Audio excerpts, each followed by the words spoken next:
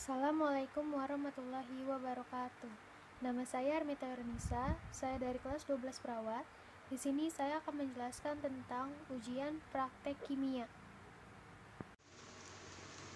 Di sini ada tujuan praktikum, melakukan identifikasi berbagai sampel larutan asam basa, menggunakan beberapa indikator asam basa, mengukur pH larutan menggunakan kertas pH meter, menghitung pH larutan asam basa, menyimpulkan hasil percobaan dan mengaitkan asam basa pada kehidupan sehari-hari. Dasar teori, salah satu reaksi kimia yang terjadi dalam suatu zat adalah reaksi asam basa antara larutan dengan berbagai indikator yang menimbulkan perubahan warna pada indikator sehingga dapat diidentifikasi suatu larutan tergolong larutan asam kuat, asam lemah, basa kuat, dan basa lemah atau larutan netral.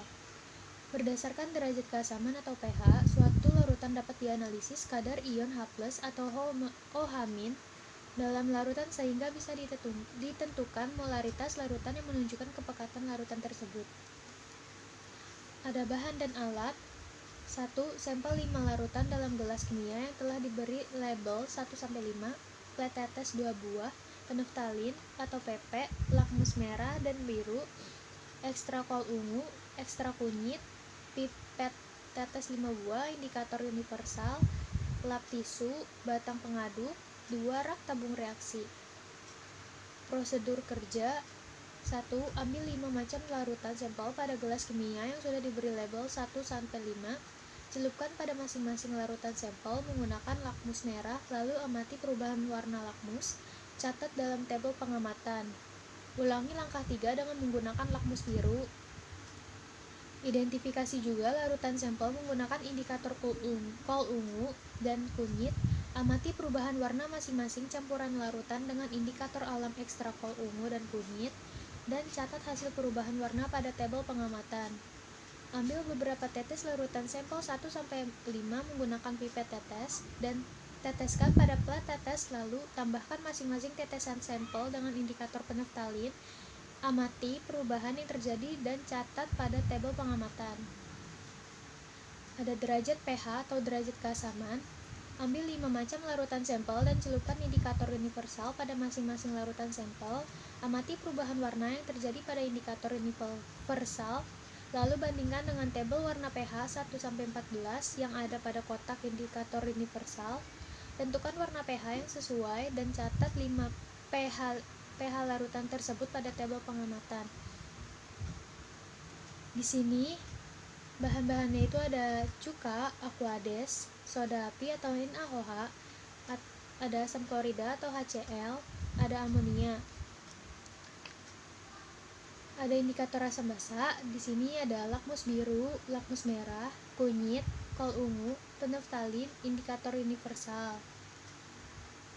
Di sini saya akan menjelaskan. Yang pertama itu ada lakmus merah. Di lakmus merah, larutan pertama dicelupkan, lalu berubah menjadi berwarna biru.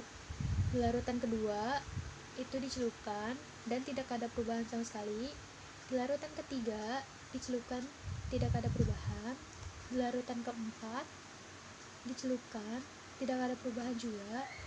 Di larutan kelima, dicelupkan dan berubah menjadi berwarna merah pekat.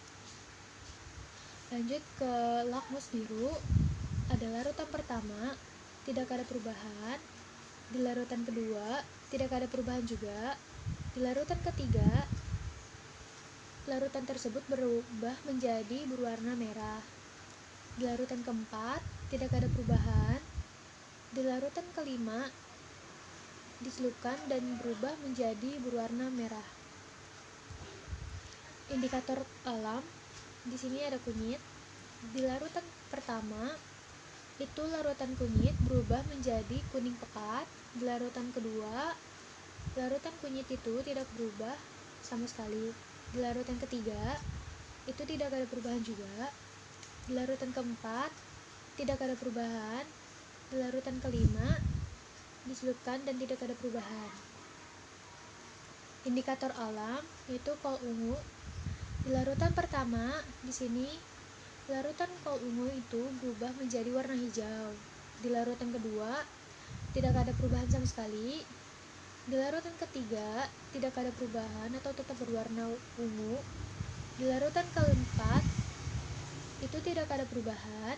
Di larutan kelima, larutan kol ungu itu menjadi berwarna orange atau sedikit kuning pekat. Peneftalin atau PP, di larutan pertama itu peneftalin berubah menjadi warna ungu. Di larutan kedua tidak ada perubahan sama sekali, tetap berwarna putih bening. Di larutan ketiga tidak ada perubahan, tetap berwarna kuning juga. Di larutan keempat, peneftalin itu berubah menjadi warna merah muda atau sedikit keping-pingan. Di larutan kelima, itu tidak ada perubahan, tetap berwarna putih bening. Indikator universal, larutan pertama itu menunjukkan angka ke pH 12. Di larutan kedua, menunjukkan ke angka pH 7. Di larutan ketiga, itu menunjukkan angka ke pH 3. Di larutan keempat, menunjukkan angka ke pH 9. Di larutan kelima, itu berubah, itu menunjukkan ke angka pH 2. Di sini ada identifikasi asam basa dari semua yang tadi sebelumnya dijelaskan. Di larutan pertama, lakmus biru itu ada warnanya berubah menjadi warna biru. Di larutan kedua itu tidak berubah. Di larutan ketiga tidak berubah. Di larutan keempat tidak berubah. Di larutan kelima berubah menjadi merah pekat. Di lakmus biru itu larutan pertama tidak berubah, larutan kedua tidak berubah, larutan ketiga berubah menjadi berwarna merah. Di larutan keempat tidak berubah sama sekali. Di larutan kelima itu berubah menjadi berwarna merah. Ada ekstra kol ungu. Di larutan pertama itu menunjukkan berubah berwarna menjadi hijau. Di larutan kedua tidak berubah sama sekali. Di larutan ketiga tidak ada perubahan. Di larutan keempat tidak ada perubahan. Di larutan kelima itu berubah menjadi berwarna orange atau kuning pekat. Lanjut ke ekstra kunyit. Di larutan pertama itu ada kuning pekat. Di larutan kedua tidak berubah. Di larutan ketiga tidak berubah.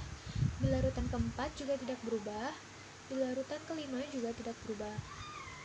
Lanjut ke larutan PP atau peneftalin. Di larutan pertama itu berubah menjadi warna ungu. Di larutan kedua tidak berubah sama sekali. Di larutan ketiga tidak berubah. Di larutan keempat berubah menjadi warna merah muda atau keping-pingan. Di larutan kelima itu tidak berubah sama sekali. Lanjut kesimpulan dari semua yang perubahan warna indikator itu termasuk yang larutan pertama, larutan basa. Di larutan kedua termasuk larutan netral. Lanjut ke larutan ketiga itu larutan asam. Larutan keempat menunjukkan larutan basa.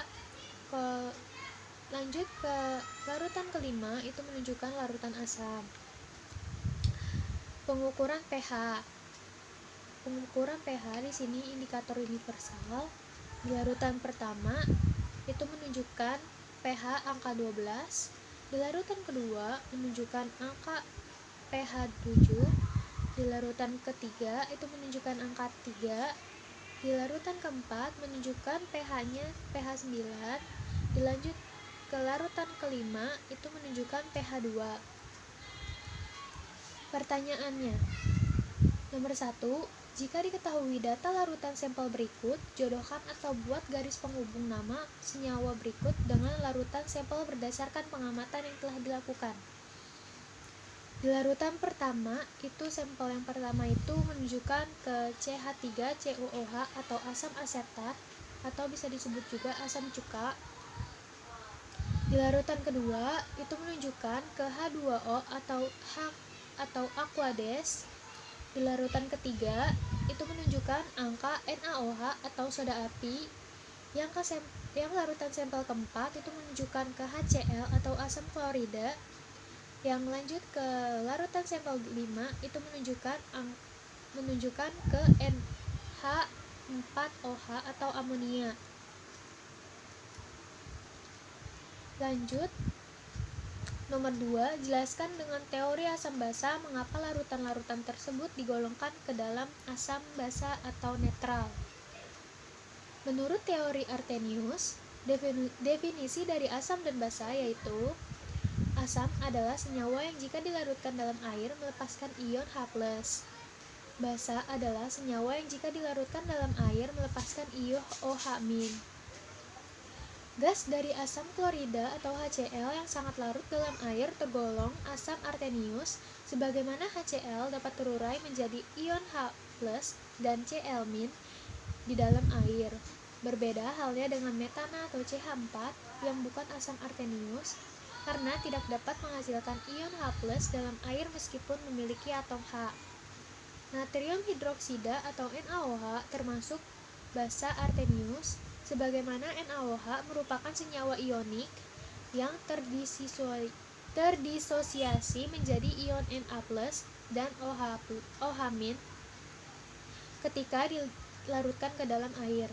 Konsep asam dan basa Arrhenius ini terbatas pada kondisi air sebagai pelarut. Nomor 3, lanjut. Mengapa baju yang terkena noda soto saat dicuci menggunakan sabun berubah warna dari kuning menjadi merah? Jelaskan. Jelaskan dengan teori asam basa. Karena kunyit adalah indikator alami asam basa. Kunyit itu aslinya itu warnanya jingga. Kalau kenanya asam, maka akan menjadi warna kuning. Dan jika kuning bila terkena basa deterjen akan menjadi berwarna merah.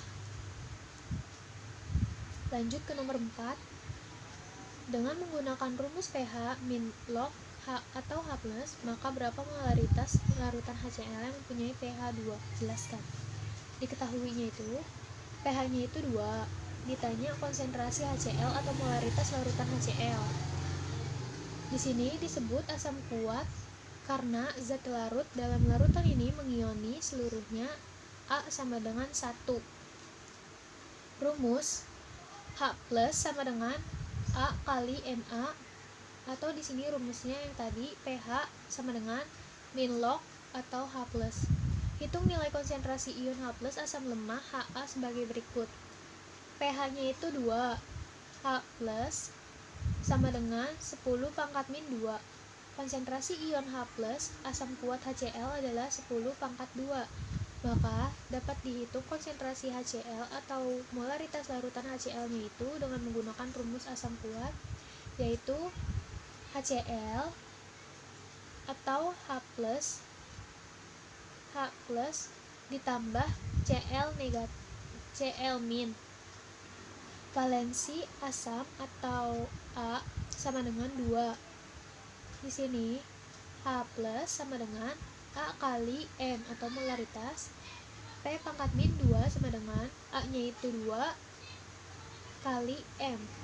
M sama dengan 10 pangkat min 2. Ini 10-nya itu ditaruh di sini kanan, atau lanjut ke 0,01 M. Jadi kesimpulannya, maka konsentrasi larutan HCl yang memiliki pH sebesar 2 yaitu 0,01 M. Lanjut ke nomor 5. Berapa pH darah manusia normal? Apa yang terjadi jika obat-obatan yang digunakan tidak sesuai dengan pH tubuh manusia? Nilai pH darah manusia normal itu kisaran 7,35 sampai 7,45. Kadar pH yang kurang dari 7,5 dinilai terlalu asam, sedangkan lebih dari 7,35 sudah bisa dinyatakan bersifat basa. Jika obat-obatan yang tidak sesuai dengan pH manusia, maka kondisi ini bisa mengganggu sistem kerja berbagai organ tubuh. Lanjut ke nomor terakhir. Apa manfaat mempelajari pH dalam kehidupan sehari-hari? Di sini ada asam mineral adalah asam klorida yang digunakan secara luas dalam industri. Di sini ada asam organik, asam sitrat terdapat dalam buah jeruk.